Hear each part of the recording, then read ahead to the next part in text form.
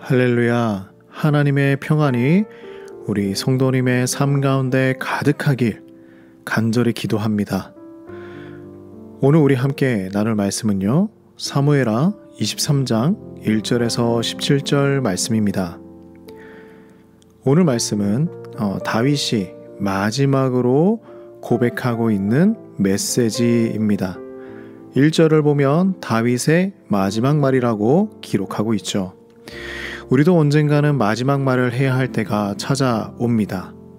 그때 우리는 어떤 말을 할 수 있을까요? 우리도 하나님을 찬양하는 말을 마지막으로 남길 수 있을까요? 지금까지 살아왔던 시간을 잠시 돌아봅시다. 우리의 모든 시간이 하나님의 은혜로 채워져 있다는 것을 금방 발견할 수 있습니다.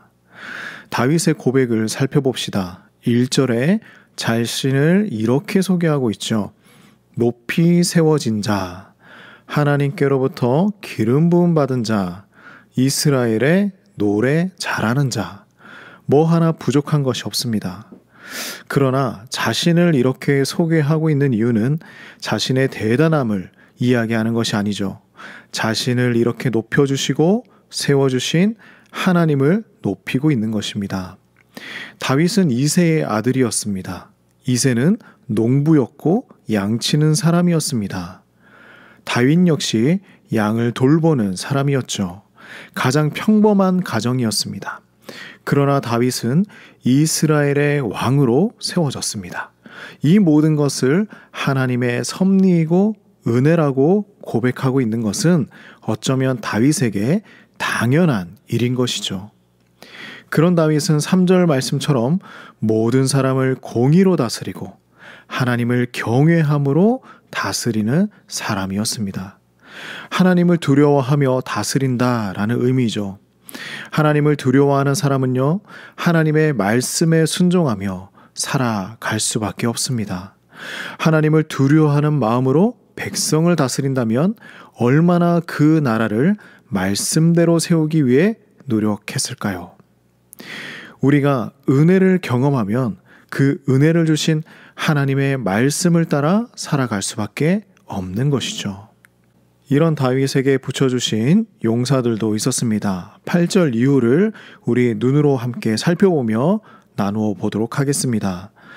한 번에 800명을 죽인 요셉 바세벳, 칼이 손에 붙어버릴 때까지 블레셋 사람들과 싸웠던 엘르아살, 녹두나무 가득한 밭에서 블레셋을 물리쳤던 삼마, 이들의 용맹함은 칭찬할 만합니다. 하지만 이들을 소개하며 다윗이 꼭 붙이는 말들이 있죠. 10절 중반에 여호와께서 크게 이기게 하셨다. 12절에 여호와께서 큰 구원을 이루셨다라고 고백을 하고 있습니다. 다윗이 누렸던 하나님의 은혜를 그의 용사들도 함께 누리며 살아왔던 것이죠. 오직 하나님의 은혜로 살아가는 왕, 그 옆에는 하나님께서 붙여주신 사람들이 있다라는 것입니다. 자신들의 왕이 하나님의 영광을 위해 살아가는 사람임을 그들도 알았기 때문이죠. 우리의 모든 순간은요, 하나님의 은혜로 가득 채워져 있습니다. 우리는 그 은혜를 기억해야 합니다. 그리고 고백해야 합니다.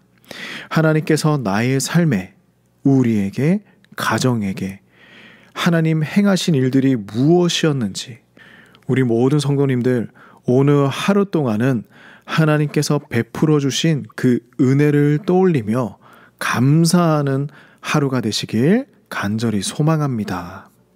기도하겠습니다.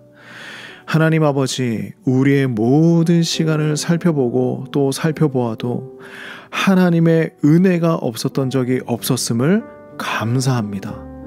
우리 삶에 행하신 그 놀라운 일들을 기억하고 하나님께 드리는 이 감사가 끊어지지 않는 삶이 될 수 있도록 인도하여 주시옵소서. 예수님의 이름으로 간절히 기도드립니다. 아멘.